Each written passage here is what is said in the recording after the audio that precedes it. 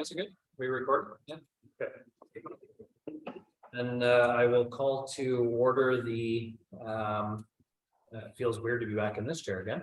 The Committee of the Whole Community Development meeting Tuesday, August 8th at approximately 6:34. I wish to bring regrets from Deputy Mayor Dillabaugh. And I will note that the reason I am chairing is because Councillor Ward was under the weather and he's joining us through Zoom. And in case we have any issues, I'll be doing the chair, and normally Councillor Ward would be the chair, but I think, are you hearing us okay, Chris? You're gonna be able to contribute, okay? Yeah. Yeah, I think so. Yep. Okay, so with that said, the next item on our, I should bring regrets for committee member David Dobie as well. They've sent his regrets. So with that, item number 2 is the approval of the agenda. There's no changes, errors, or anything like that on the agenda. Do you have anything to add or take away? No, good. So then I need a motion to approve the agenda as presented. So moved by Councillor Martel, second by Councillor Smale. All in favor? Good. Sorry, I forgot you, Chris. I apologize. You may have to speak. So That's fine. Yeah. Out of practice. Okay, so number 3 is the disclosure of pecuniary interest or conflict of interest and the general nature thereof. Does anyone have any conflicts or pecuniary interest? None by me.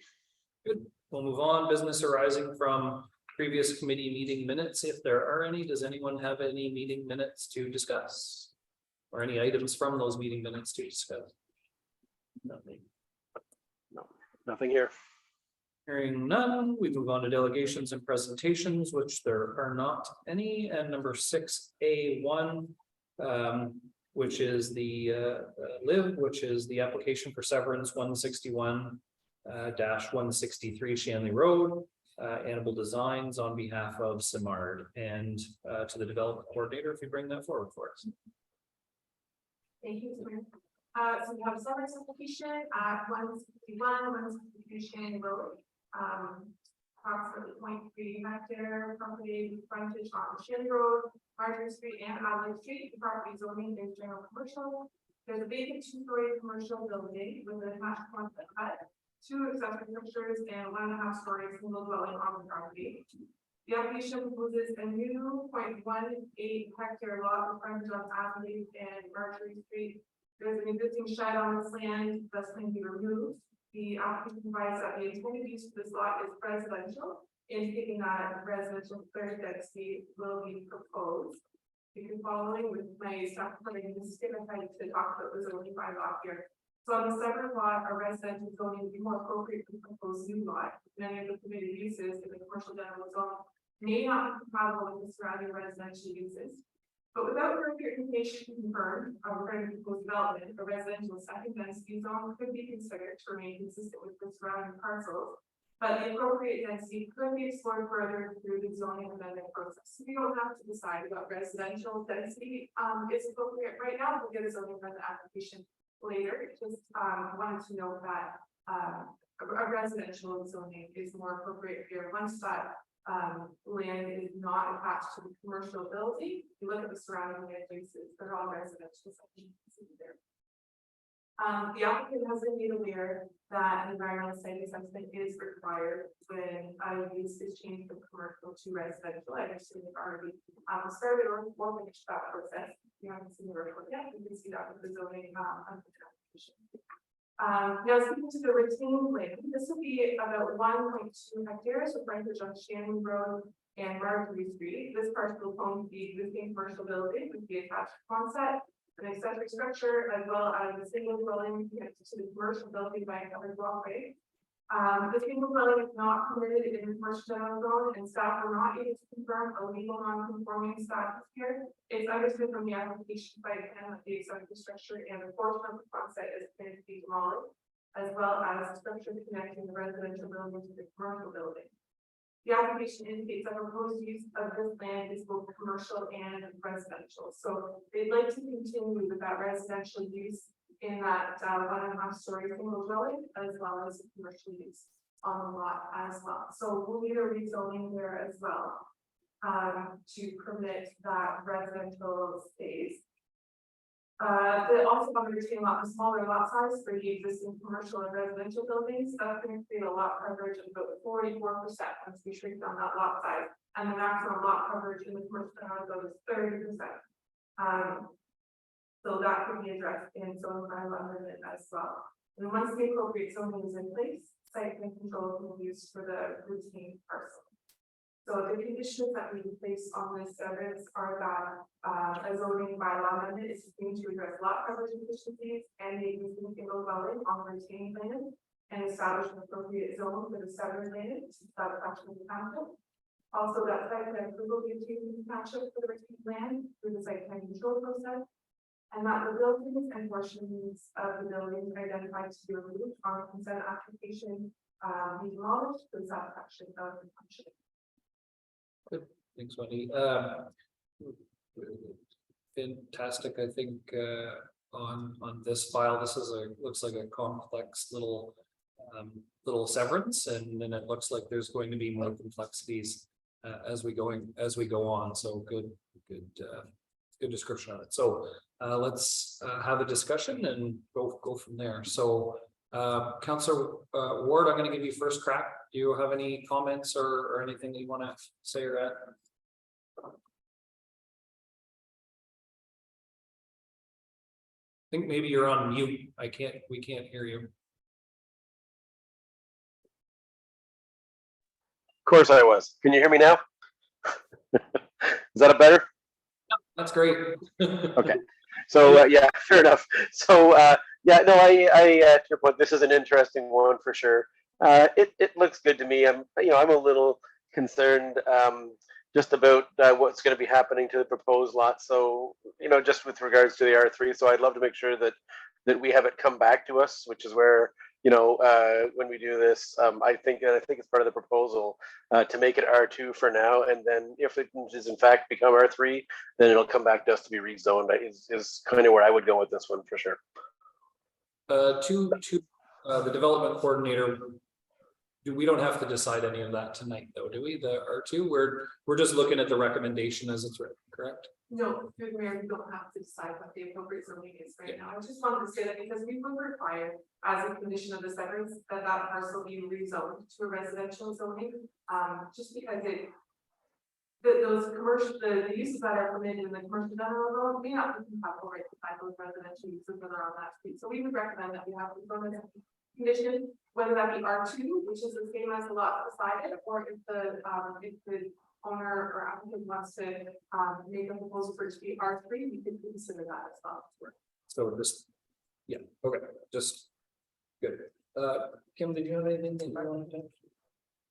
One? It's all residential all the way around. So I don't know how long it's been there since I was a child. Yeah. So it's sad to see that it might leave, but it doesn't look like any business. Well, I think the business port, there is a business going in the front portion, not in the back portion. Am I correct? Like it's an engraver, a stone engraver? Yeah. Yeah. The owner has a business, they do custom rock engravings. I've seen a website, I think it's got really nice work. He's going to be at the fair and we'll be able to see more of his work there, but he's going to be working out of that concept area at the top of the commercial building, and then the front area, which would be either a retail space for him or another commercial use to go there as well. So that there's still going to be a commercial use on the site. There's the single dwelling that's there right now. He doesn't want that to go away, but it's not a permitted use right now. So through the zoning amendment, we can allow that residential building to stay. Good. Okay, Councilor Murtaugh? No, I like the recommendation the way it is. It's a cool building. I remember running through there when we were a kid. Remember that with all the different levels and the old style bins.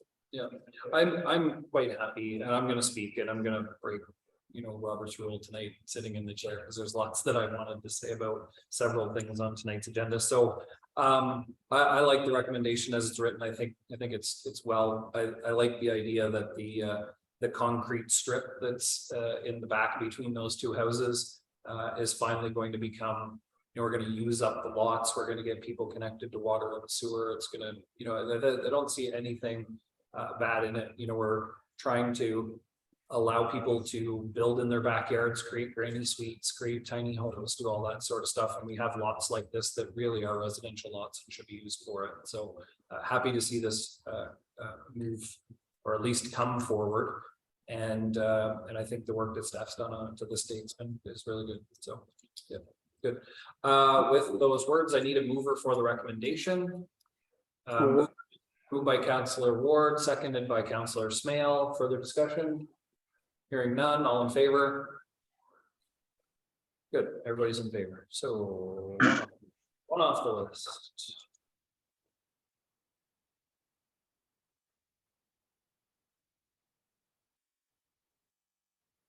Can you, Councillor Ward, can you see us well? You see everybody there? Okay, so you can see the vote was 4-0 then, just so that you're aware. Yeah, I can hear you very well as well, incidentally. So number 2 on the action live portion is the application for zoning amendment, which is 2073 Dundas Street, Xander Plan Incorporated on behalf of a numbered company 2733 52-1 Ontario Incorporated, and I'll give that to the development coordinator again. Thank you, Claire. So we have zoning amendment application. The goal here at tonight's meeting is just to direct staff to schedule the statutory public meeting for zoning bylaw amendment. We don't have to make any decisions at tonight's meeting for this application. So the applicants propose a zoning bylaw amendment 2073 Dundas Street, which proposes a Main Street commercial special exception zone to permit a residential unit on the ground floor of the existing mixed-use commercial building. We've got in the agenda package preliminary report, a summary from our planners note tech. They often provide a plan rationale. That's prepared by Xander Plan, and they prepare a site plan as well. And we've included an exit of the zone bylaws so you can see the zone and the surrounding zoning as well. So we received the application. We haven't seen this complete application yet. Staff have requested some additional information from the applicant. We'd like confirmation of the lot and building size and site plan. There's just some discrepancies when we look at their site plan. No huge concerns, and we look at what we have on GIS. We've asked the applicant to confirm that. In the planning rationale for the Xander Plan, it indicated that parking, required parking will be provided at site that is less than 100 meters away, which is permitted by the zoning bylaw as long as there's an agreement in place. So we've asked for a copy of that agreement. And we've asked for a conceptual floor plan that will demonstrate the commercial and residential space is sufficient for the proposed use. We're also to make sure that commercial use is at the front towards the street front, which helps to maintain the downtown look and feel in Cardinal, and that the residential use is towards the back. We want to see that all the requirements of the building will be met, there's a separate room and whatnot, and that the requirements for just general commercial space could also be met there. So the floor would be conceptual, that exact layout, which is one of that the space is sufficient. So once we have that information, we're comfortable saying that the application is complete. And we'd like to go ahead with scheduling the public meeting that's required by the planning act. The reason we bring this forward here tonight a little bit early is just because we don't want to wait once we have the information, say we got it tomorrow, we want to wait another month before we can get permission to schedule the public meeting. So the application had enough information right now for you to make, so you guys can take that call. Thank you to the development coordinator.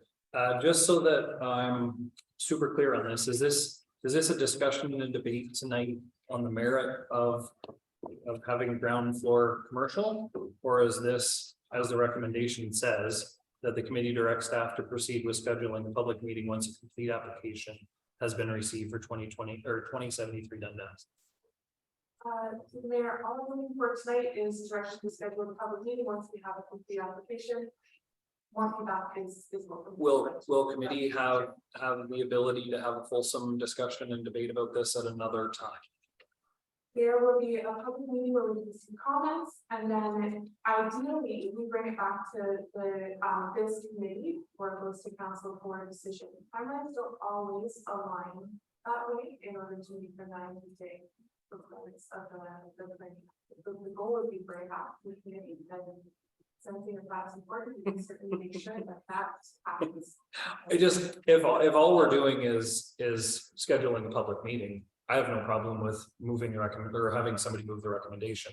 If it's the only chance that this committee is going to have to discuss this application, I prefer that we had the opportunity to discuss it fulsomely. Well, Deputy Mayor's not here, but with the full group here, and I think there's a lot of good points on it that we spent over an hour today on the phone having a conversation about it, so that, you know, I could help myself feel more comfortable voting in favor, as I thought there was only going to be 3 of us potentially here. And I would have to vote for something that I necessarily didn't want to support. So, you know, if it's to move the recommendations to schedule a public meeting 100%, or really are we supposed to debate this fully? Through the chair, we will bring it back to the CBC for Okay. discussion. I need a mover for a recommendation unless anybody wants to have a full discussion on this ahead. So moved by Councillor Smale, seconded by Councillor Martel. Does anybody want to weigh in on this? We will see it again after public has had the opportunity to comment on it. And then we can weigh in. I think we'll have the opportunity to weigh in with our thoughts then, and hopefully with the full committee to do that. So. Yeah, Mr. Chair, that was sort of my question as well, and I knew the answer. I just want to make sure we had it out there that this was going to come back to committee at some point for discussion after the public meeting. So I'm okay with your point. I'm having it moved for the public meeting to be scheduled. So I think, you know, and lastly, I just one cent worth of comment on it, I guess, if I may. I know later on we're going to look at the Housing Accelerator Fund.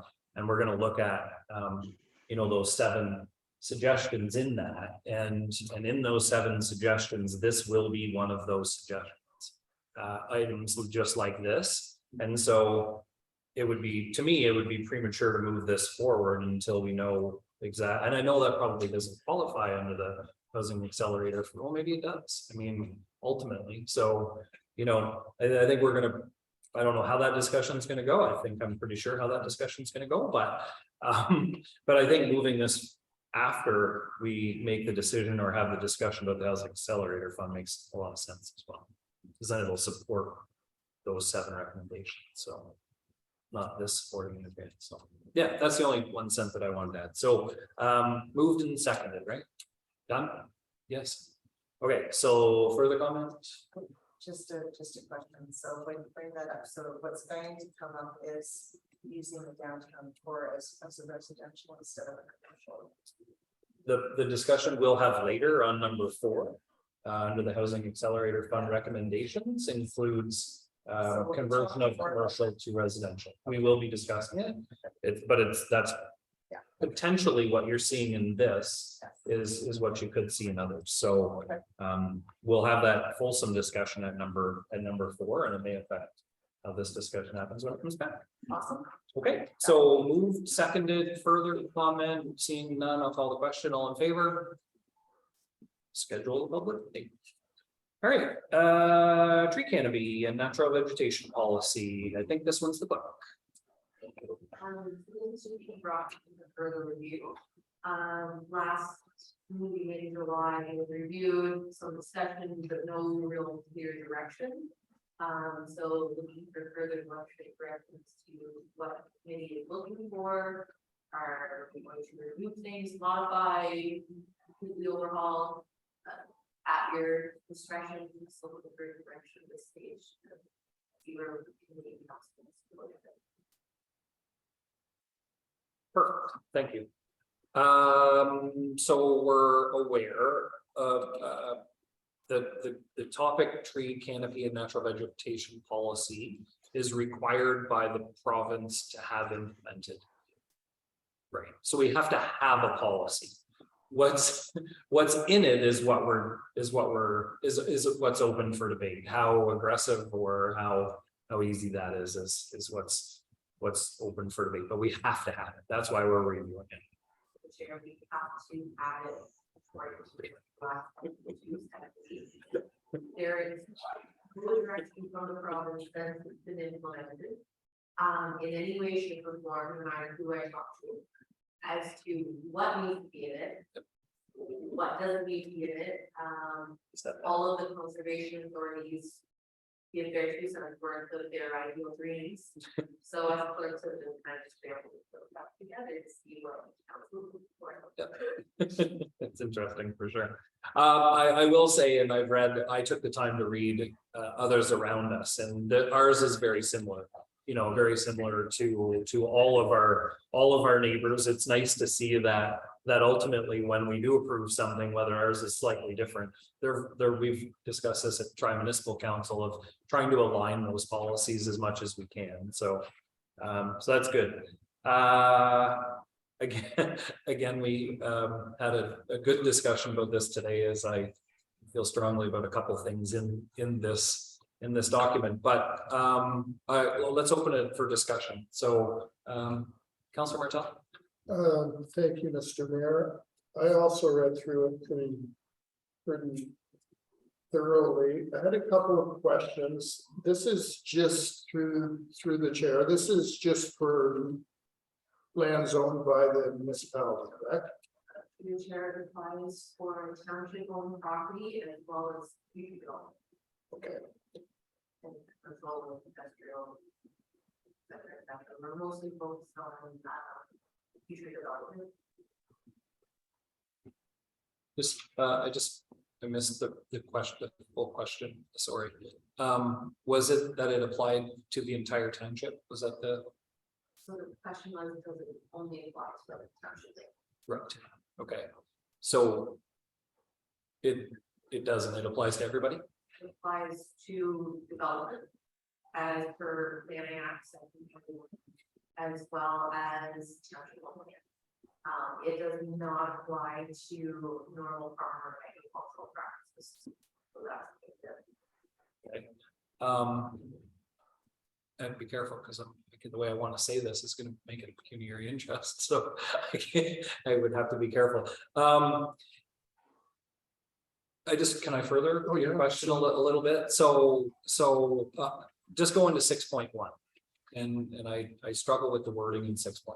So, and I think I understand the intention is towards the township property or the municipality and towards new development.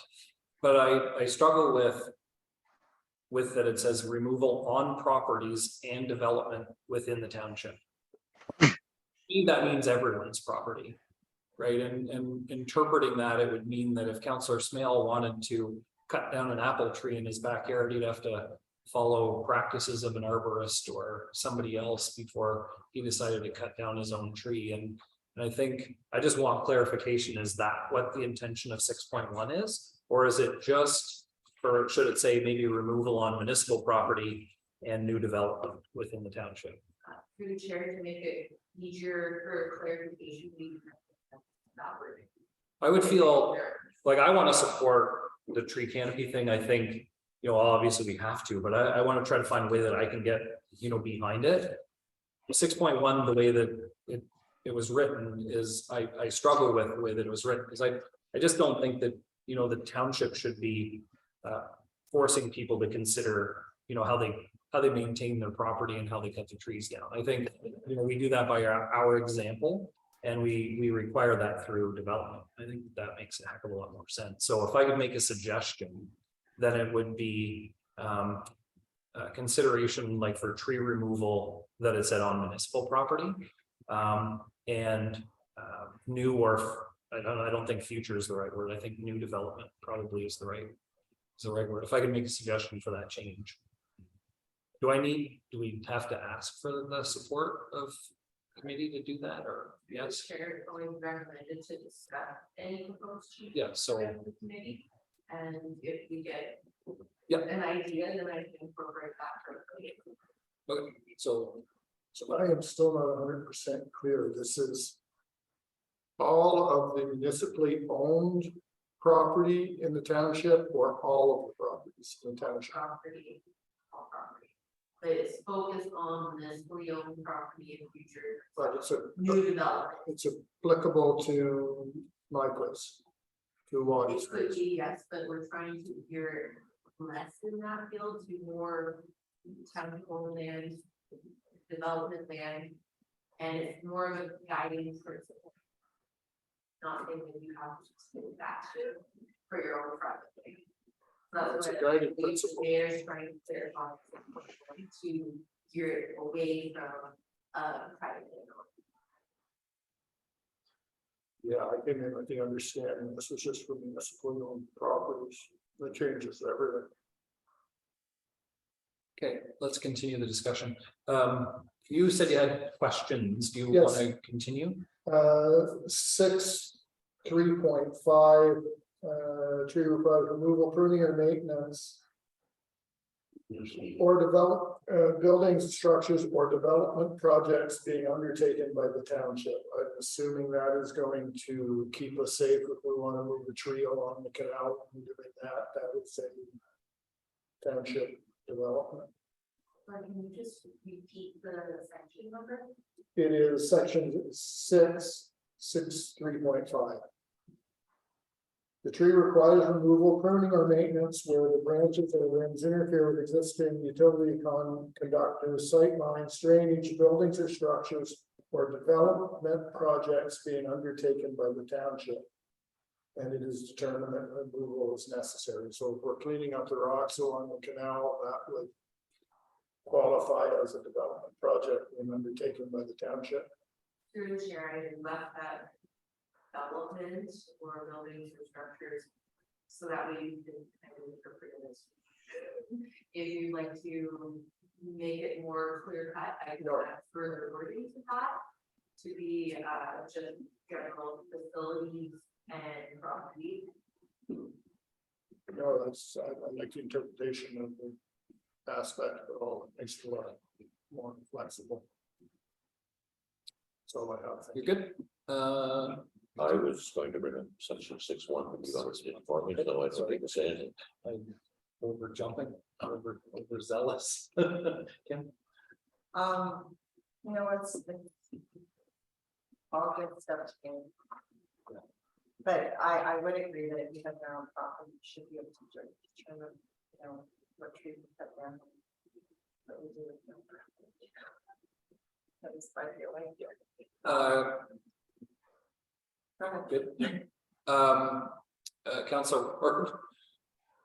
Yeah, so there was a few things I took notes as well, obviously, and what, you know, I guess just in the actual introduction to this, it talks about the policy guidelines, the guiding principles, you know, such as improving air quality, improving biodiversity, improving riparian zones, things like that. And you know, I get that this is probably something that's sort of the canned message we're trying to put in from the province, but you know, the problem I find is that I don't think we have problems with any of these things in our township. And I know that, you know, yes, we're one world and we're trying to help, you know, neighboring as well.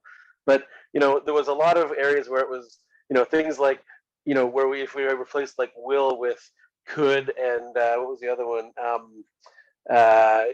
Things like where we, instead of requiring, we recommend replacement, because I just thought, you know, and I don't mean to make it more fuzzy than it needs to be, but there's times when we're going to cut trees down that we don't need to or want to replace for other logical reasons. And I don't want it to have to be something we have to have big, broad discussions about, you know, all the time.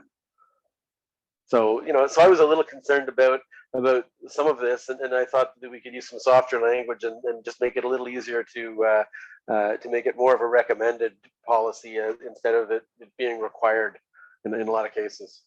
You know, and I come to 6.4, I guess it is, where I talk to, you know, the will, you know, like I said, the will versus should, and the requiring versus recommending, just to maintain trees and things like that. So I don't know if it's something we can do to sort of soften this, because you know, I think that's important, and I also agree with the rest of the committee's discussion with regards to, you know, wherever possible, just make sure we specify township lands. I think because otherwise we will, you know, it will be interpreted down the road as impacting potentially homeowners, which was not the intent. I also think that when we talk about development land, so once the development is done, let's just say they've, it's a housing complex and they built all their housing. Those trees are then subject forever and a day, essentially, to this policy, or do they become then, lands owned by residents and then no longer subjected to this? To the clerk, So. Yeah. go ahead. You're good. Through the chair, can you hear me okay, Counselor? Yep, I can. Thank you. With this, if there's a big concern about being on like the residential lands. We can change the wording in the application scope to narrow it down. If that's what is gonna be a better comfort level for everybody. Right now it's saying by small property development, public and private land. I can reword that to be applicable to new developments in accordance with the Planning Act and municipal property. That's a minor tweak that I think would make the committee feel better about this. And then for future development, so a subdivision, it would fall under this proposed bylaw, and then the rest of it would be addressed under subdivision control. Right now, we don't really have anything addressing that, so with this applied with the site plan control, we will have an additional factor in our development coordinator. After that, if we take away the public land that would be residential, then we would have to agree of it. Okay, thank you. You had a question? Yes, I do. Yeah. Through the mayor to the clerk. Does this overrule like hydro comes in and cut trees down, so we won't affect them and they won't affect us? Through the chair, utility companies, any of those would not be impacted by this. They have their job to do. This would not be impacted. Yeah, that's what I was wondering. Thank you. We wouldn't be able to do that. Okay. I think hearing, definitely hearing concerns about the fact that it's impacting residential properties, not township owned properties. Didn't hear anybody say anything about future development. In fact, I support, the idea of this applying to future development, but and then everybody that's, that future development, when it's being created, understands what the requirements are. But I struggle to think that, recommend or not, it's great, but I just struggle with somebody telling me how to maintain my property and cut my trees. Like, I struggle with that. I know that at least I believe that that's not the general intent of this. But I think the way that it's read and it's perceived is that it is. I do have a couple of questions though to the clerk, and just a couple of examples or instances. So I'm gonna go, mine are gonna be, we're doing some work with the port, right? And we're grubbing 20 acres worth of land.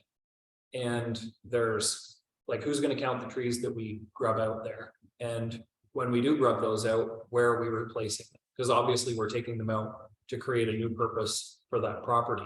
So if we don't have land, which we see later, we have no municipal land to do that in. If we want to create a tree plantation zone, and I fully support that, where are we going to do it? How are we going to do that? So through the chair, you refer to 6.4. Yep. I left that very day. The township may maintain rather than shall or should. In a suitable location. We don't have a location identified, it does not state that we need a location identified, it's more of a, if we are directed down the road. But we can modify that if we just want to remove it or put it as a priority maybe for down the road. Well, I think I'll use an example. I'm the development coordinator, this is sort of kudos to the mention thing that you do with them with 1,000 trees that we put out every year. I mean, the fact that we're taking down 1,000, I think we're supporting it in the fact that we're buying trees, we're giving them out to residents and we're asking them to plant them on their land, maybe we increase that program, maybe we increase the funding to that or the availability of funding to that and see if we can get more trees and encourage residents to plant more trees, recognizing that, for agriculture, I mean, even I know agriculture is exempt from this. We're going to see lots of areas that get grubbed out, much like what we're doing with the Portland, that are going to be used. And whether agricultural is exempt or not, we still have a responsibility to replant some of those trees. I think, the better the tree canopy is, the stronger and better, our township. So, maybe that's a solution. I worry as well about, is this policy, does it prevent us? I know Councillor Martell's, it was the discussion that I had with the treasurer and with the development coordinator this morning. Is I know it's part of your mandate to clean up the canal. I fully support that mandate. I fully support and told everyone that I want to help everyone achieve their goals as well. And I struggle with how this would relate to doing that. I don't see how we, those little bushes that are like a foot high and 2 feet high, if we have to count every one of those among the rocks, and there's thousands of them, how are we going to replace them? Because our policy says that we're going to replace one for one, or may, I actually missed the word may, so that's my bad. I thank you for actually adding it, but I just struggled thinking, where the heck are we going to plant? Like there's thousands of little saplings and little tiny trees. The lawnmower runs them over probably every week down there.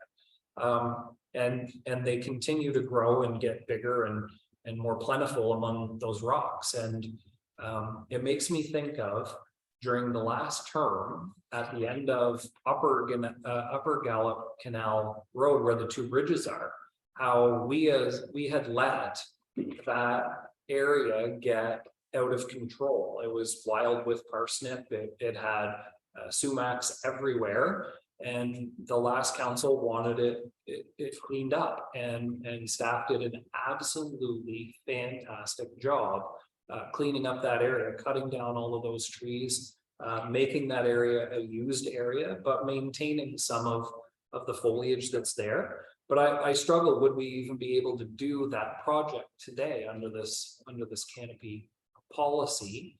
And if we did do it, how the heck and where the heck would we put all of those trees that we cut down? And I just think that we have so much that we want to support, but how are we going to be able to do that? We don't have a place or a plantation area that we can do that in. Sure. If I may, you're not here. Absolutely. It's not in. My feeling is that we'll stay down into the weeds on particular areas, so. 6.4. Towns may maintain a tree replacement component, right?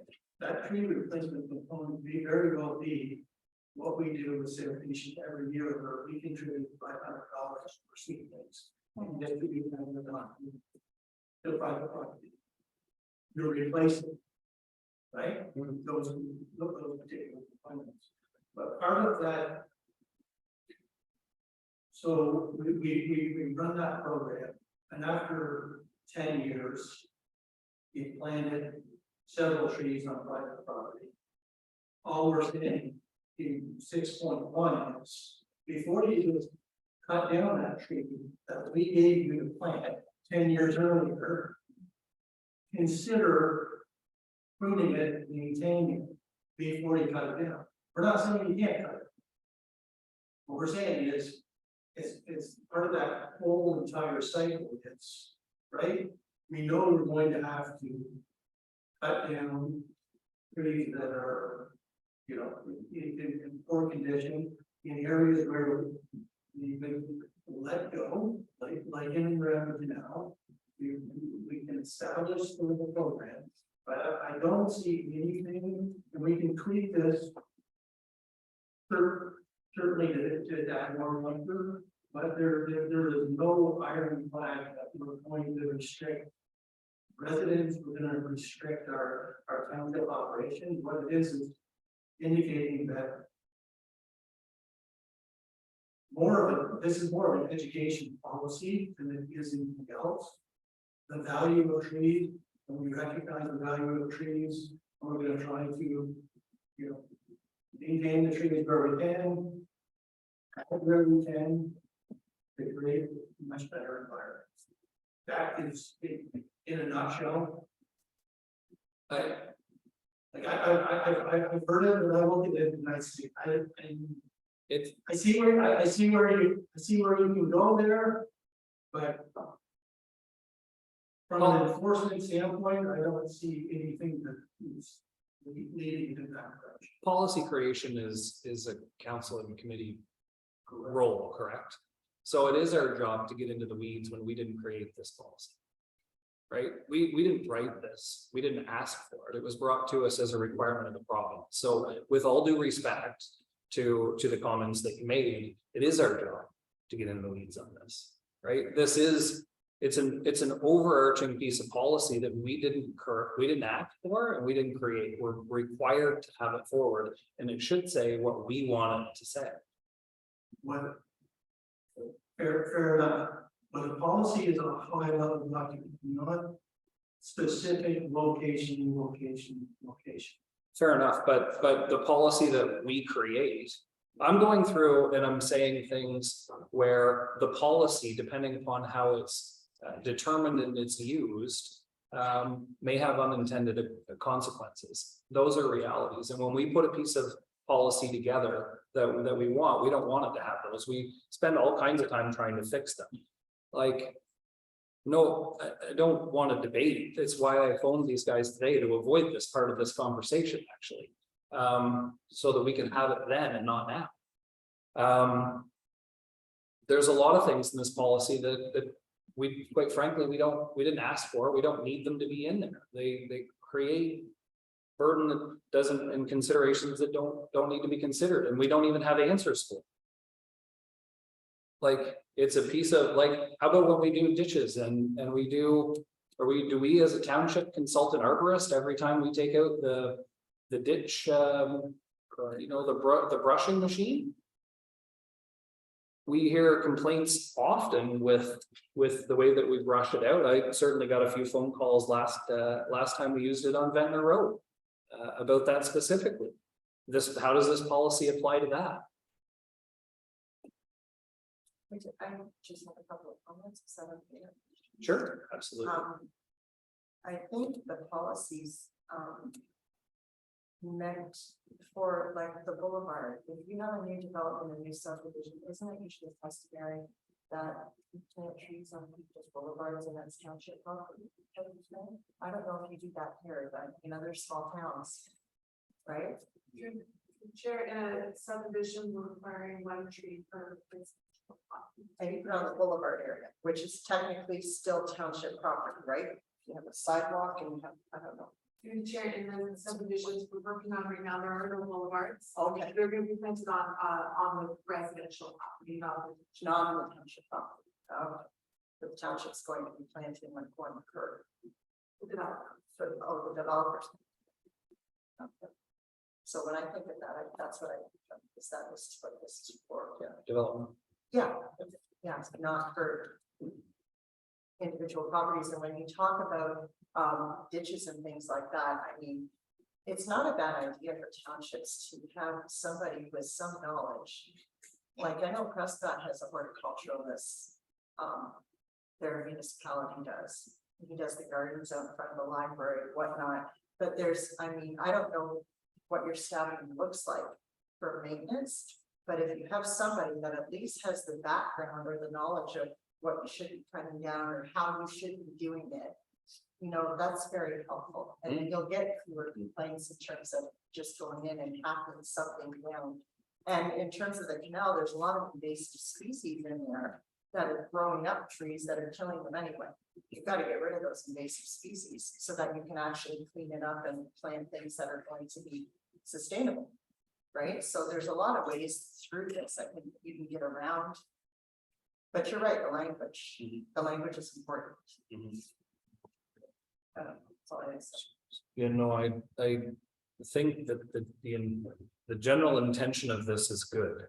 I think, again, your comments about, you know, having somebody who knows and understands when it comes to some of those situations is, I think that's exactly what this is suggesting, and I think in certain instances, that's good. From my standpoint, I just don't think it's when you want to trim your hedge in the front yard. No, that's, And I think that that's a big concern, for all of us here, is that we're not quite sure, or at least I'm not quite sure, I can't speak for anybody else, but, that this is clear enough that it only applies to new development or municipally owned property. So your suggestion earlier to change the wording, I would fully 100% support that, but, that requires everyone here to weigh in, so. Chair, if I may, just another alternative, other than changing the wording section 2.1 or 6.1, if the main concern is either enforcement, non-enforcement, two main gray areas or not enough gray areas in the whole tree maintenance section under 6, there's no requirement for it to be in there, we can completely do the whole section. And then the requirement is there, people can go there trimming and pruning as they so please, and then the question is, the township is to, or we cannot do. Or do you want to find a few more?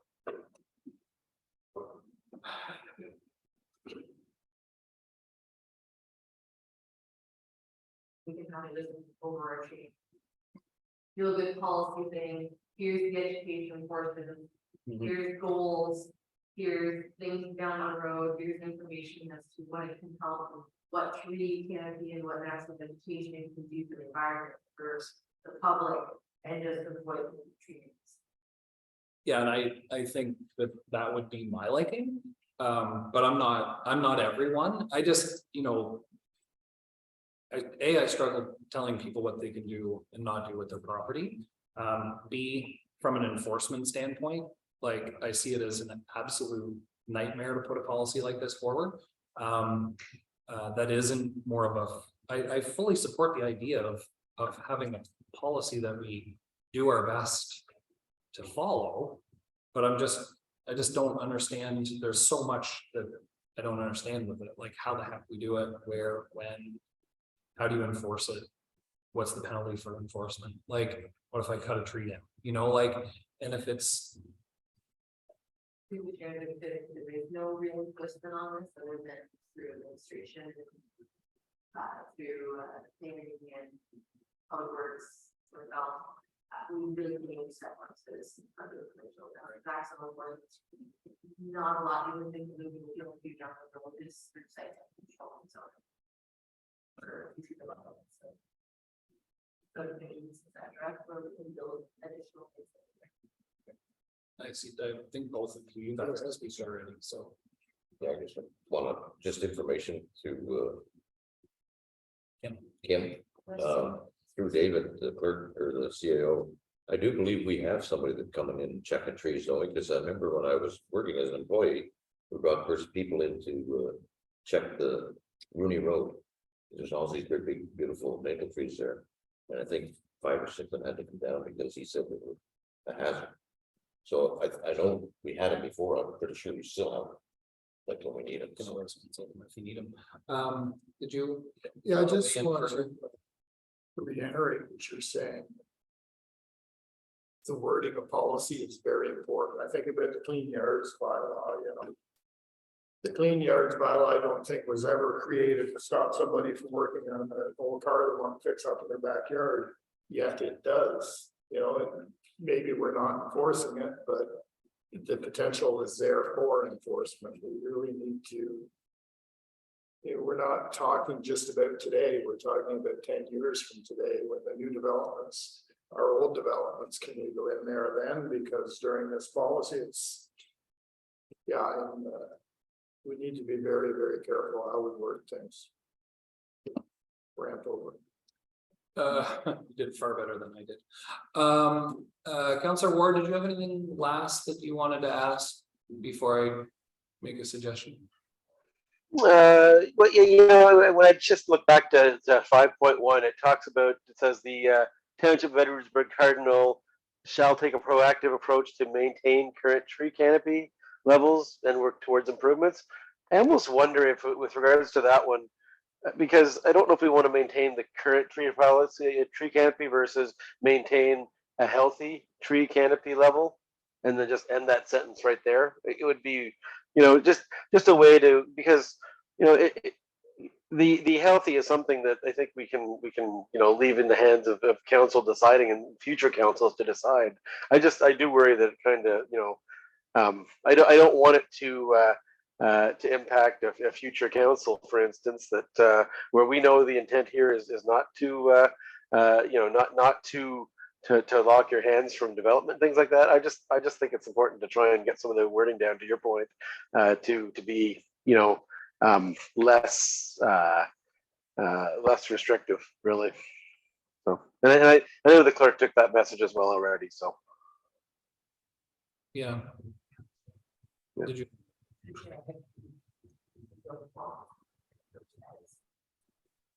Is it, so I have to be honest, I really like the idea that you had come up with earlier when you talked about more of a feel good. If it's a feel good policy, then it should read as a feel good policy, not as a restrictive you can and can't. And I think that like in my eyes, that's what this one kind of does. Again, I think listening to everyone's concerns that there is, support here for the removal of a fair bit of that.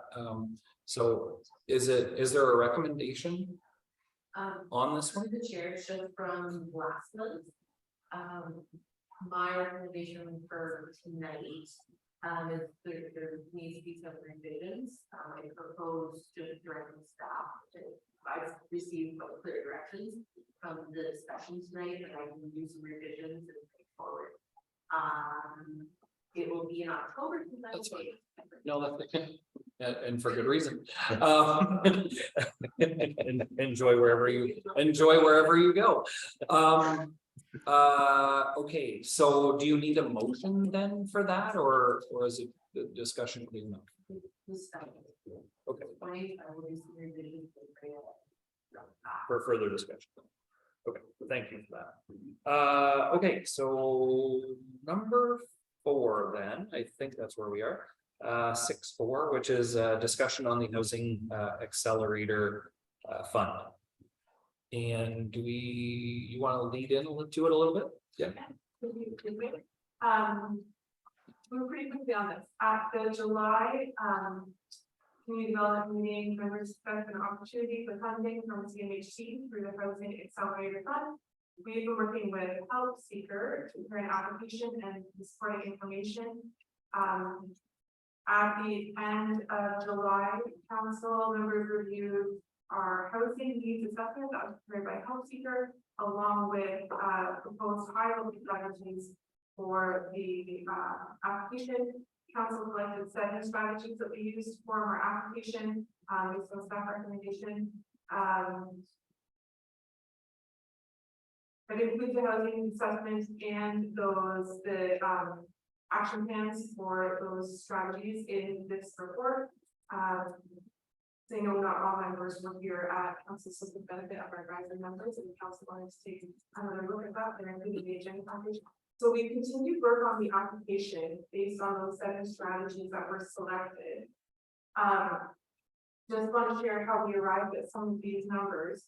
We used Stats Canada data in our average units for the past 5 years to determine how many housing units we can reasonably expect to gain in the next 3 years. And that 3-year reporting period, we determined we could expect to gain 75,000 units. That's without the help of the Housing Accelerator Fund. But with those 7 priorities that were identified, we project we have 110 units over the next 3 years. So that's an additional 35 units we wouldn't have otherwise. We can support that. And that is our housing supply growth target, that 35 units. So our average annual housing supply growth rate with Housing Accelerator Fund would be 1.13%. It would only be 0.77% without the fund. CMHC requires our minimum target to be 1.1% in order to be eligible. So we're on track there. And the additional 35 units over a 3-year period means a growth rate increase of 46.75% with the Housing Accelerator Fund. CMHC requires a minimum growth rate increase of 10%, so nailed it.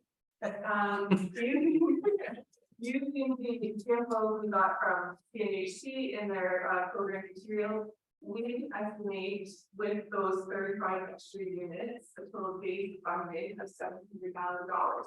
But then there's some bonus funding and top-up funding you can be eligible for. So if you've got a housing unit that is in that missing middle category, that's a duplex or a low-rise building, even an additional residential unit would be considered that missing middle target. It might be eligible for an additional $12,000 per unit, and we estimated that 25 of those units would be in the missing middle category. So that might mean an additional 30,000 units. And I keep saying might mean is because CMHC hasn't received all of the applications yet, and I guess all of this is subject to change. They might want to fund more municipalities for a lesser amount, so they put that caveat on their applications and all their websites. They might need an additional $300,000. And then there's more bonus funding available for affordable housing unit. That is a potential $19,000 per affordable unit. In our application, we're going to need to include a definition for affordable housing, which our township does not have right now. So we're proposing that we use the definition that's proposed in Bill 23, which is going to be amending the Development Charges Act. We don't have development charges, but that same definition is referenced in the Planning Act. In some sections of the Planning Act, it says affordable housing shall be in accordance with the definition of the Development Charges Act. So we feel like this is a reasonable definition to use going forward. If it's a rented unit, it would be no greater than 80% of the average market rent. And if it's for ownership, the price of the residential unit is more than 80% of the average purchase price. And the average market rent and average purchase price, those are determined by the Ministry of Municipal Affairs and Housing, and sometimes they release every year on that to the charts there. We're proposing to use that definition just for the purposes of the Housing Accelerator Fund. We estimate that 30 units for the 3-year period will meet the definition of affordable with the implementation of our 7 priorities. So this could amount to an additional $570,000. So altogether, this grant could amount to $1,570,000, and that could be used to implement our 7 initiatives, make investments in affordable housing, or investments in housing-related infrastructure and community-related infrastructure that supports housing. So our next steps for the Meet with Health Center again this week, and we're going to go over these numbers and finalize our application. We're on track to meet this initiative deadline of August 8th. Fantastic. It's great. Thank you. Yeah, thank you. Okay, so it outlines next steps, but there is no actual recommendation, correct? Okay, so it's discussion. Yeah, okay, so who wants to go first? All right, go ahead. First of all, fantastic job in such a short amount of time. I'm like really impressed. The first thing I have is the adaptive reuse policies. Convert underutilized commercial spaces into residential units, making efficient use of existing structures. And my only concern with that is the downtown of Cardinal. Now, the downtown of Cardinal isn't much of a downtown of Cardinal at all. It was in Merrickville this past weekend, and I so love that little town and how it's all laid out. And I think we really missed the mark with downtown Cardinal. There's nothing there. You know, we've got our Rexall, we've got post office, we have a couple little stores, and then it's dead. And I know, talking to other community members, the need for a little grocery store down there, the need for something to sustain the town down there, that is our own little downtown. And if we use it all up with residential in that area, where's the downtown going to be? So that is the only major concern when I look at that. is I hate to see what few little storefronts we have left be turned into residential units that are not even nice residential units on the main drag. Because I don't know if there's a policy where you have to restore old buildings. There's a couple of old buildings down there that have to be landmark old buildings that are just falling to pieces. I don't know who owns them, I don't know whatever, but they're not very attractive looking. So in terms of downtown Cardinal and housing, that is the only concern that I have with any of this. Do you have an issue with number one of those? Okay. So the adaptive reuse policies to convert underutilized commercial spaces into residential uses. Do you have an Yes. issue with that? I do, I think we should be recruiting somehow, getting more businesses down there. Like, I think we've really missed the mark of that area in Cardinal. All of our people have to go to Prescott for groceries or Iroquois for groceries. And it's the same for medical care, dentists. Doesn't matter what you're talking about, there's just no downtown to be in Cardinal. And if we're going to be creating more housing, subdivisions, that kind of thing, you know, we need to have something to sustain it there as well. As we have an aging population, everybody's not going to be able to drive that far. I know we have a busing system, but you know, I know residents of Cardinal will very much like a downtown to exist. Yeah, I can understand that fully. It is certainly not as robust as it once was, and the more we take away from it, the less likely that robustness comes back. So we did, Spencerville did with Sealy's Bay years ago, a FICE report, a First Impressions Community Exchange report, and Cardinal did one with Pakenham that certainly the results of in Pakenham are where we are in Cardinal right now. Like, I don't know how old that report would be. It's several years now. 5, 6, 8. More than 5 or so. It's before you. Yeah. So I was part of that. I don't think I was on council when I was part of that. So that's more than 5 years ago. But we did those exchanges, and that was one of the issues. Sure, because Pakenham had converted a lot of their Main Street to from commercial to residential, and now that it's a thriving little town, there's no ability to create new commercial areas, and until the new policy changes come in from the province, they couldn't increase, you know, the town boundary either. There was really nowhere for them to grow, and they had potentially become Level America. So yeah, so a lot of those same concerns and same issues about, you know, long-term planning. But I think if I'm not mistaken, at our last council meeting, I think, and it may not have been in that meeting, it may have been a conversation that CIO and I had later, is that it's not to convert like this underutilized commercial space. It doesn't necessarily apply to the entire ground floor.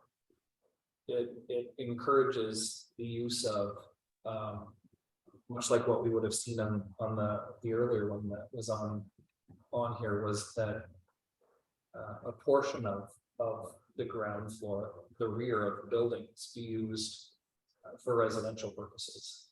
Well, and you've seen that with other towns where, you know, they have all the businesses down at the bottom, and there's apartments up top, Mhm. and that's fine. My concern is about the main drag and the ground floor, where we could have some businesses come in there in the near future if we can get them in there, Yeah, and I you think know? the discussion, and again, and I think it's reflected in the earlier one that we saw with, I think from my days, it was called, I want to say it was called Mad Max, but I don't remember that it was Max, was it? The one, was that what it was? I don't remember what business it was. It was a video store, Jake Stidham, I think, but Redbird, yeah. Redbirds, yeah. So, but the idea was that it's still, the front, the streetscape of it still remains commercial. It just shrinks the size, allowing for residents to be put in at the ground floor level where it's not currently allowed. Making, and in this case, in this one earlier, it was actually an accessible apartment, and I think we needed to figure out whether accessible meant, you know, wheelchair, or whether it meant affordable. Because in a lot of ways, that's actually a good use while maintaining the commercial character, because believe me, commercial character for me is huge. And the last term we asked for an interim control bylaw to be put in place so we could examine that very thing from and stop that very thing from happening, so that, you know, the grocery store stuff can come, and that the dollar store doesn't leave the bank, doesn't, you know, like it doesn't encourage people for that. Once it's gone, right? So but I think it's a good mix, you know, what was suggested, and the idea is that the back half of it can become that it makes it appealing for landlords. It makes it less worrisome when it comes to commercial rent, because maybe right now people aren't looking to put a grocery store in. That's, you know, that's private business. You know, municipalities don't put grocery stores in.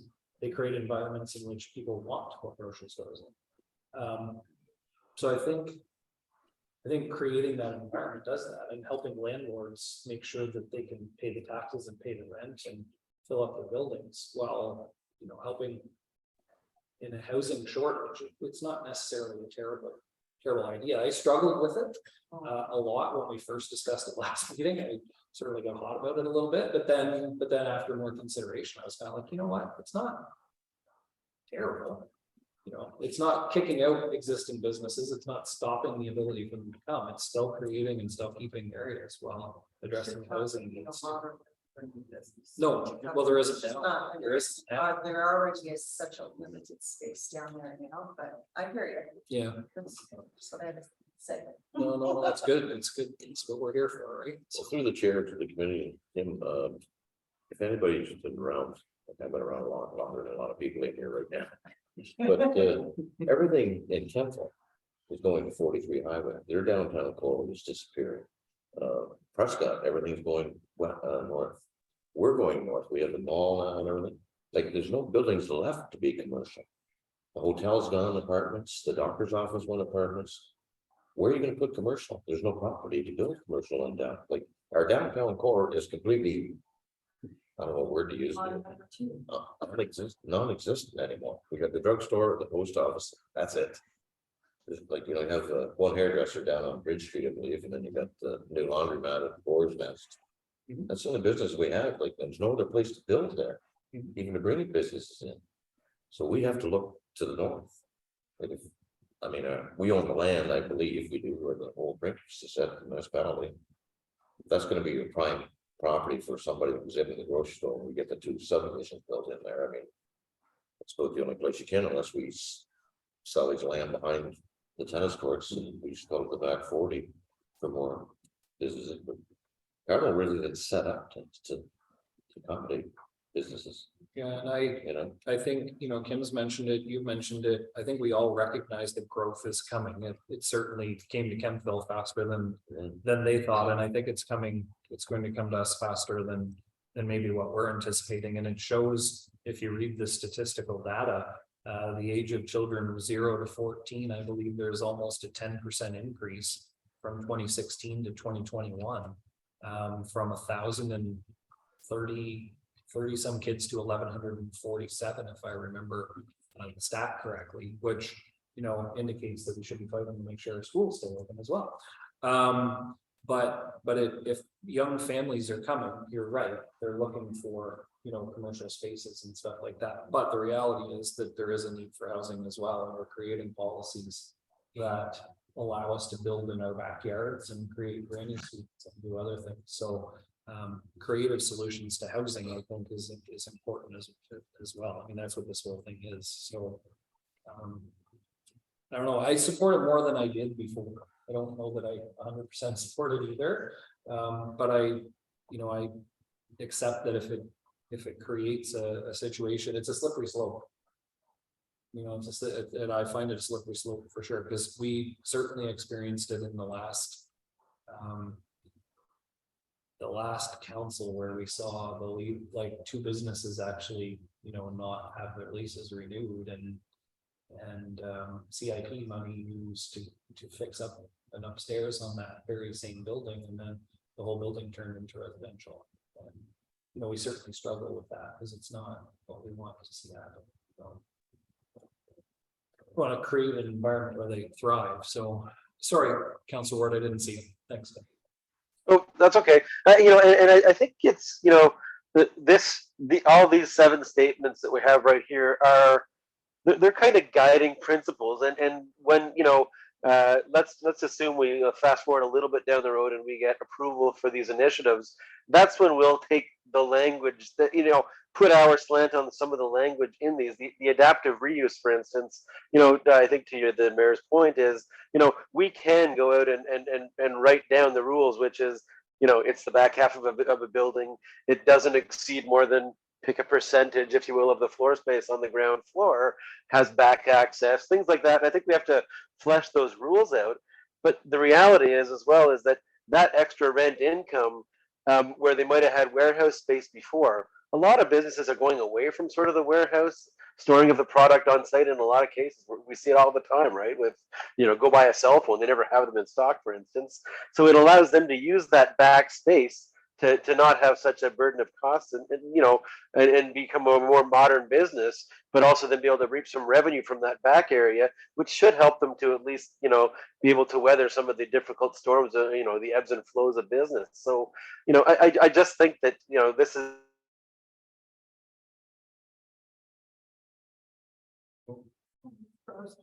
how we implement, you know, adapt well as keeping the space for the storefront. So. Yeah, no, fair enough. That's good. Those are all great points.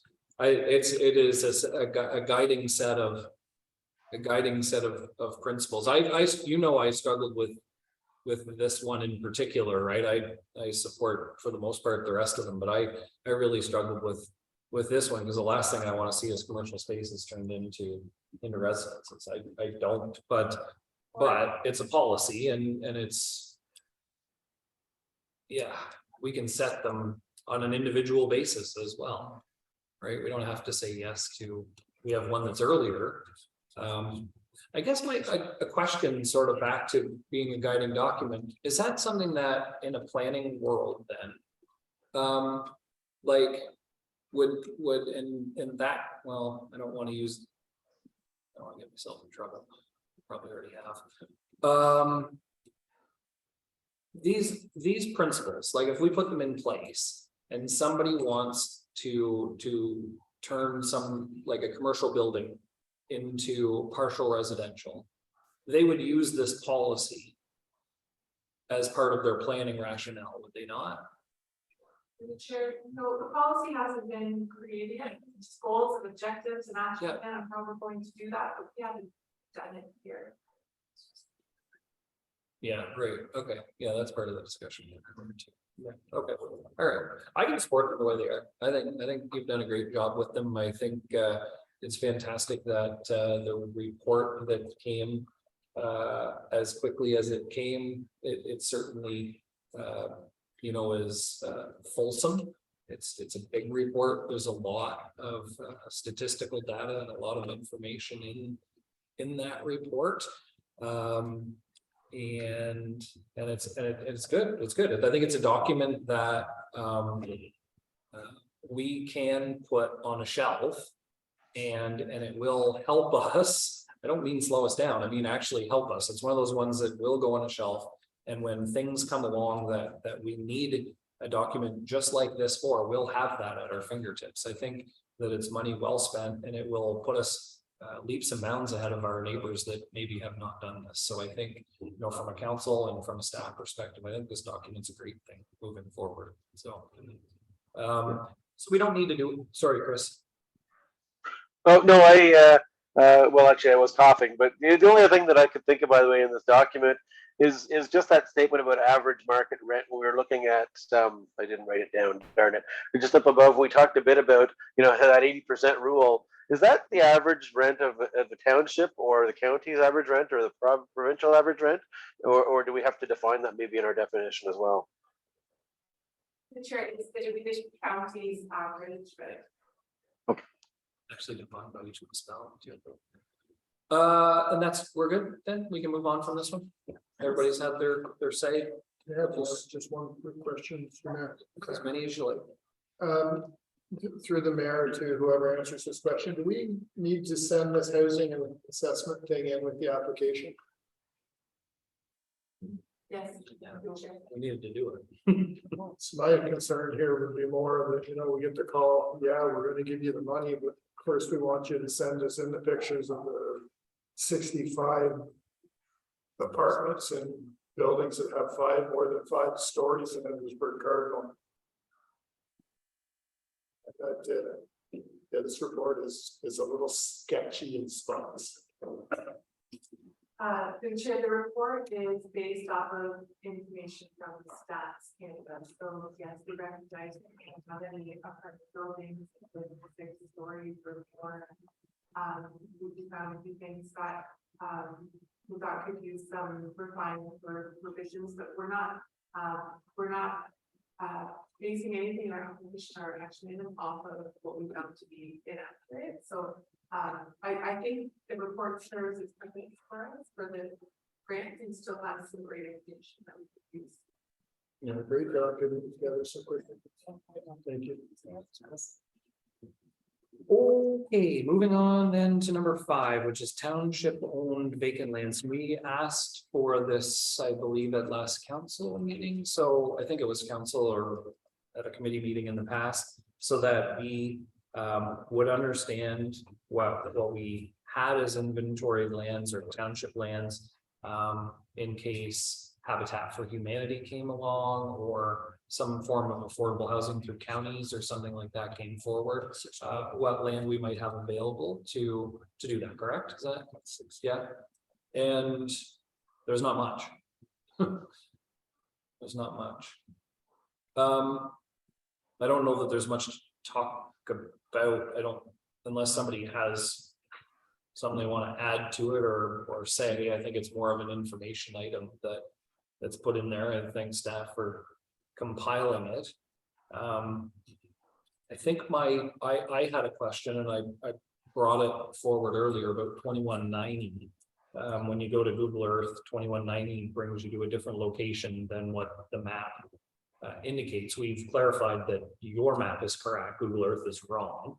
But in doing so, we or at least, I think it's been discussed before, is that property on Dundas Street at the very east of town, the most northeast area of Dundas, where the last house is. Moving to the east, there is open spaced area in that area. It would be defined as where the staircase is to come up the rocks, I guess. There's a pretty good chunk of township owned open space land right there. And I just, like for me, I think, I'm not sure if we'd be able to use it. I know that would require a zoning change for that, but from a tiny house perspective, or if somebody came along, on first look, it looks like it could be used to house, at least 1 or 2 small areas. But I think we'd need some more information if we were to do that, though, right? Correct. So that's on this map, right? So Dundas Street, the really is on Dundas Street. Took a look at this property after we reviewed the agenda earlier today. And it looks like there's a steep slope there. Now, so if the property is regulated by the Conservation Authority, we can have to determine where the top of the slope is and what the appropriate setback is from the top of the slope with a slope stability report. We hope that it's geotechnical engineering. That work. We need a zoning amendment because it's currently on open space residential development. And we have to take a closer look as to what else would be required to determine that there actually is a suitable building envelope there. So it would take some work and some money to figure out if we can build it, but if we can do something like this, yeah. Ultimately, it's about the only thing that we have, really. I would not see any other things. Yeah, that's about the only one that with some work, maybe not too, but maybe.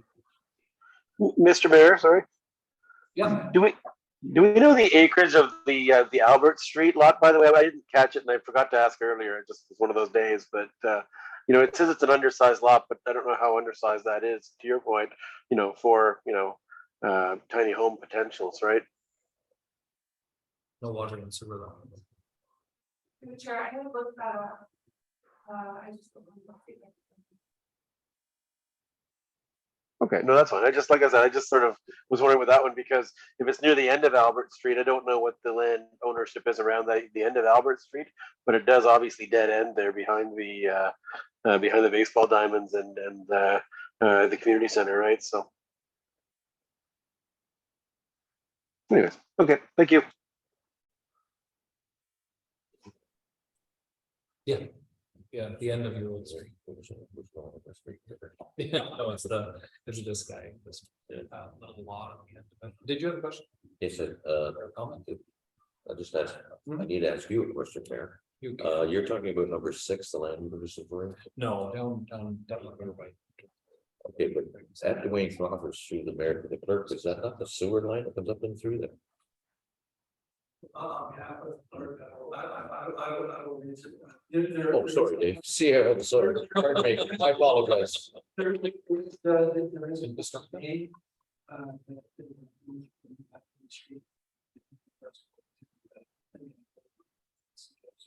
so I'm just, yes.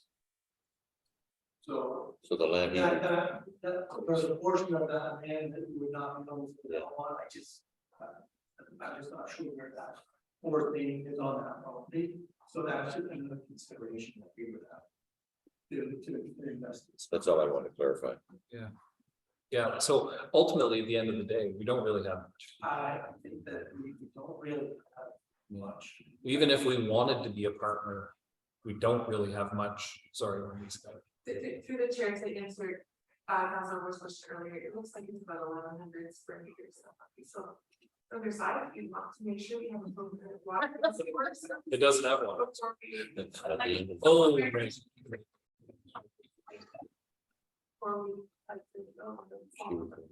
Yeah. That's fine. Yeah, so going back to that, so we ultimately, if we want to be good partners, we're either gonna have to look for some land to purchase. To potentially develop. Or work with our 2 existing subdivision owners to create an environment in which they get opened and we become community partners with them. Or we don't do anything during the housing crisis other than try to build more homes. I think through the mayor, we would have to look at some other options. We don't have much, if anything available on status quo. I think, you know, there may be other options. Okay. Which is definitely possible. Yeah, and I think the reason we asked for this township owned vacant land was to make it obvious to the public. That, you know, while we want to do some work, there's not a whole lot right now that we can do with what we have. Yeah, other than create policies that encourage development, but ourselves, there isn't a whole lot we can do. So, okay, last comment, anyone? Good, hearing none. Move on then to B, which is work, which is an application, I like these, for community improvement plan funding, and it's S-01-23, which is Spencerville Pharmacy. To the development coordinator.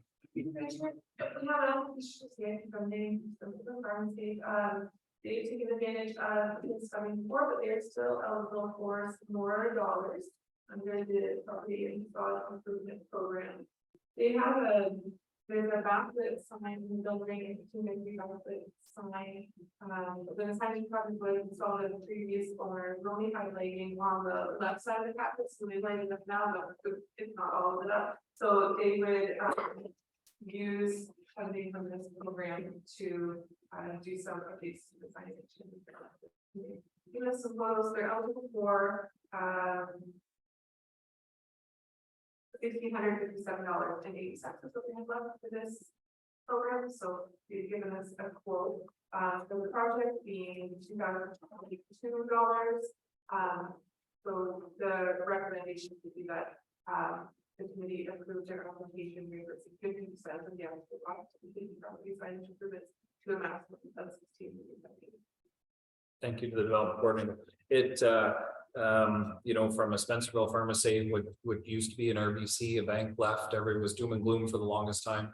To see what Evan and Stephanie have been able to accomplish back there is fantastic, and they are a wonderful addition to the Spencerville community, and it's fantastic to see CIP use. They've used it in the past. They're trying to utilize a little bit more of it again to help alleviate a little bit of that pressure, and it's exactly what that program is for, and it's a fantastic use for it. And I certainly commend Evan and Stephanie for their commitment to choosing Spencerville.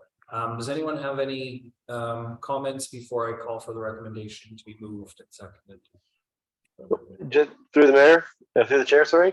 No, I echo your thing. They're to your point, they're a great business, and you know, they don't just do their own business, but they actually let other businesses set up for temporary times in the hallway and everything else. It's just a really great community spirit. It's really feels good to support this extra initiative for them to help get more traffic in the door with better signage. So you know, I think it's great.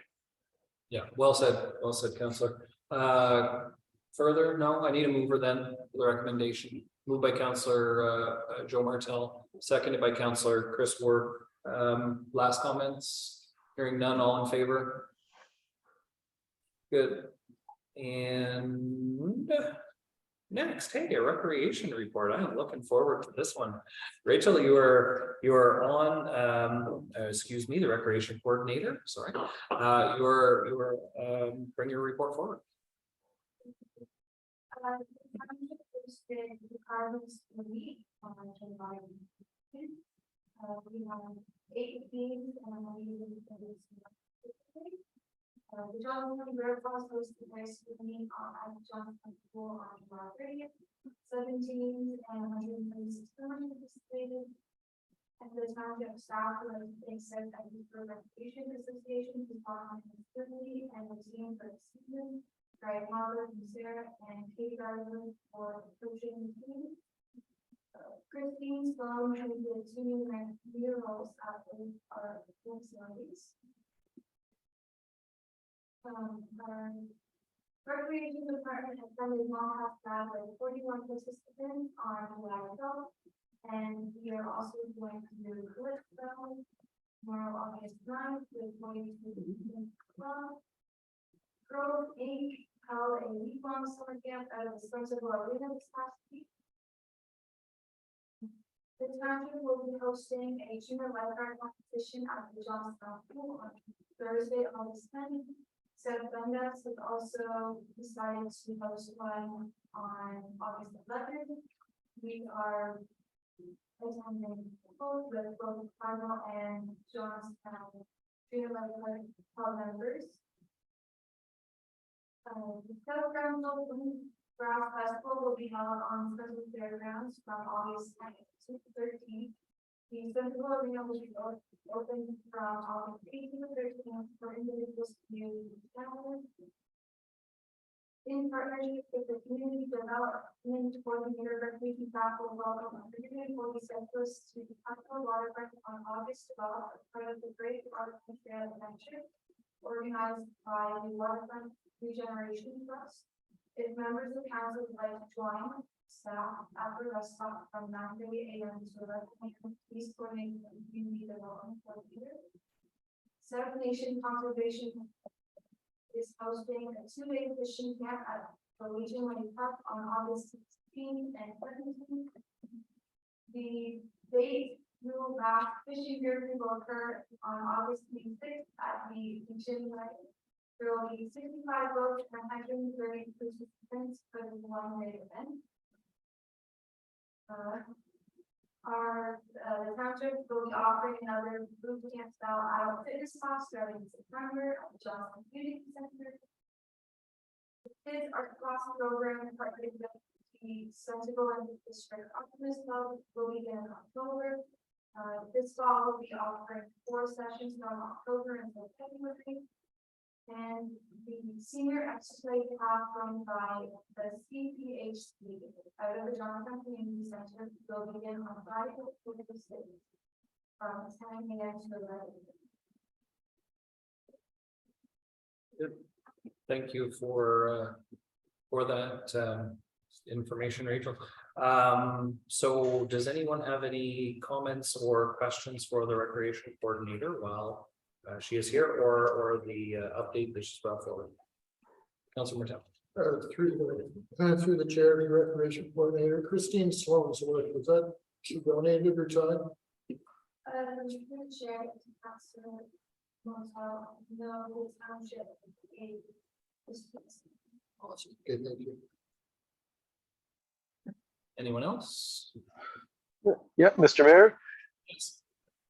Yeah, I just think that, you know, there's so many great events happening, and I think I commend the recreation coordinator is doing a great job with a bunch of these things, including I believe I understand that you're really helping to make sure that our counties, our events calendar is up to date on the website as well as on Facebook. And I just really want to say thank you for all the efforts there, because I am starting to hear from people about how great it is, all the things we're doing, and it really is, you know, bringing people together and having great community spirits. So I just want to say thank you for all the efforts you're doing there is the main statement I'm saying there. So thank you.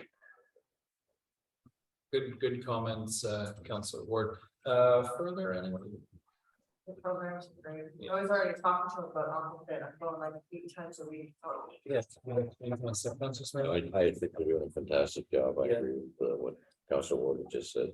Yeah, I think it's so fantastic to see, you know, us heading in a new direction that it's slow, but we're getting there, you know, each year from when I've started and I've come aboard, it's been a constant improvement, and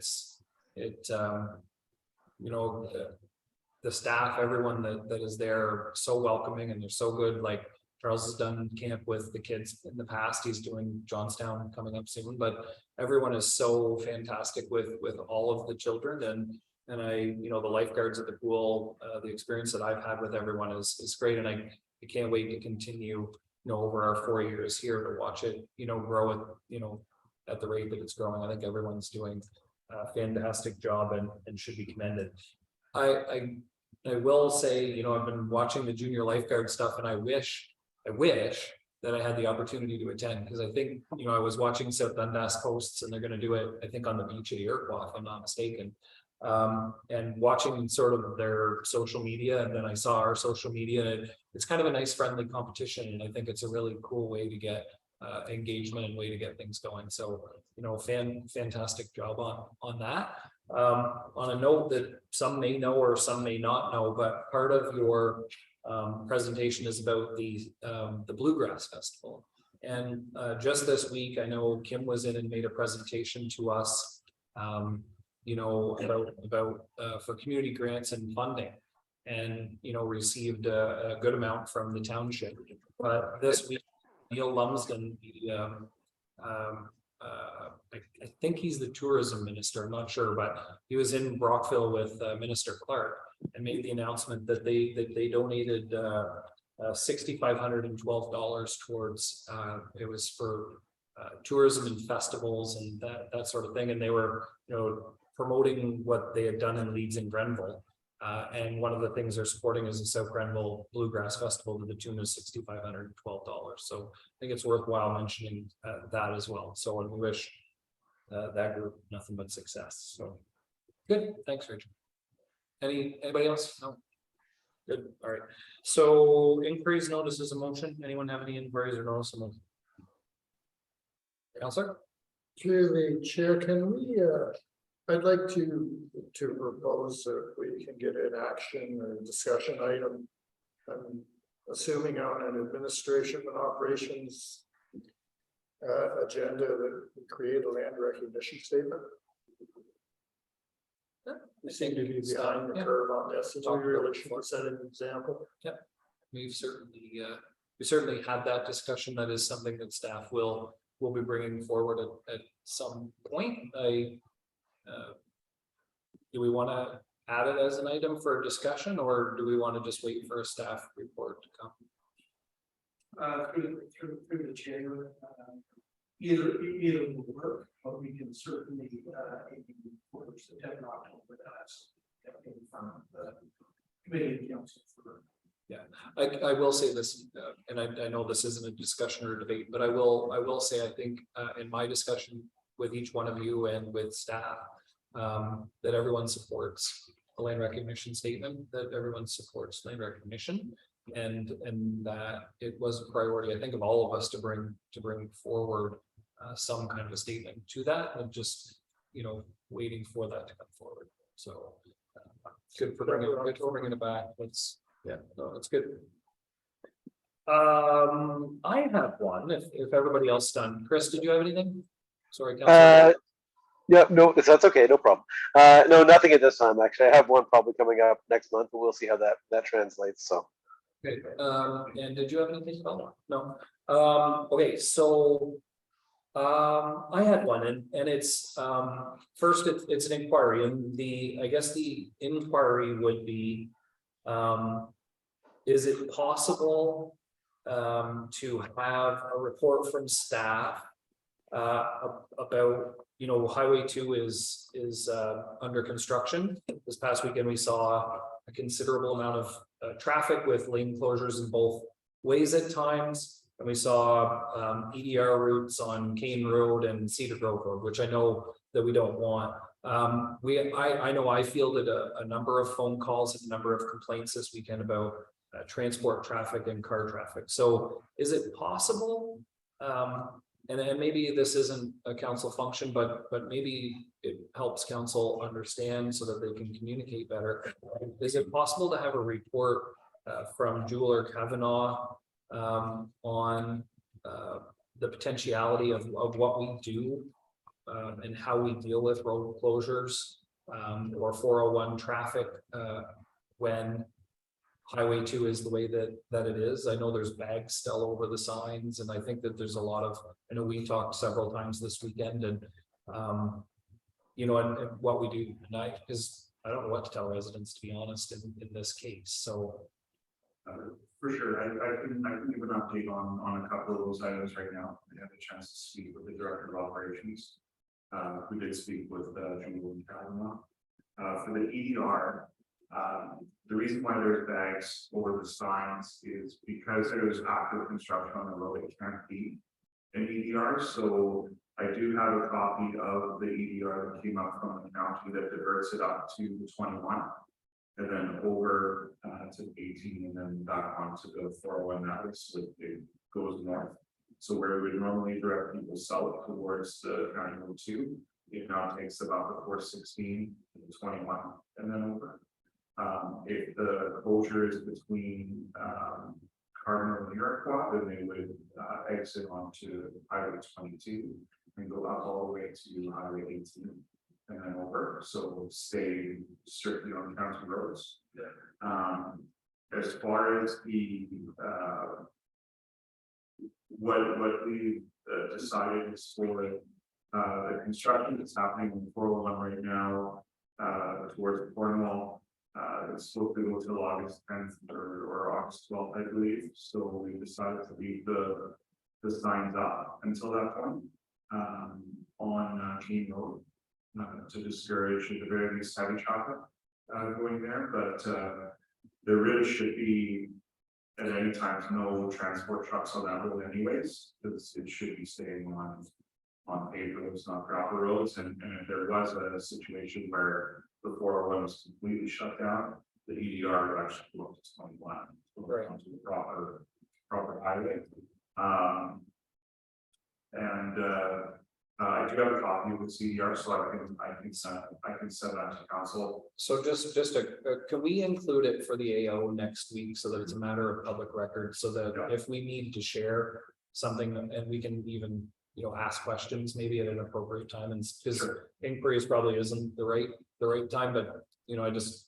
Certain, and just with County Road 2, the quick update there is they will be doing a site inspection every Friday to ensure that all the equipment is moved to within what the contract states, which is 500 off the road. And they'll do that every Friday, so that way for weekend traffic, it should be without obstruction and. The Shanley Road corner for sure is an issue, and if there is ever a closure, so Sean, to you and to the staff for this past weekend's work, I want to say thank you, for addressing those concerns quickly, promptly, and effectively. We've been lucky that there hasn't been any on this issue, and when we did have an issue, it was dealt with swiftly. So thank you for that. Are there further inquiries and notice of motions at all? Hearing none, then it is question period. We have somebody in the audience ask a question, please. Thanks, Connor. No questions from the audience, then we have no closed session, and we are for adjournment at 8:13. So I need a mover and a seconder. Moved by Councillor Chris Ward and seconded by Councillor Waddy Smale. Non-debatable, all in favor, of course, I'm adjourned. Thanks, Chris, good job. No problem.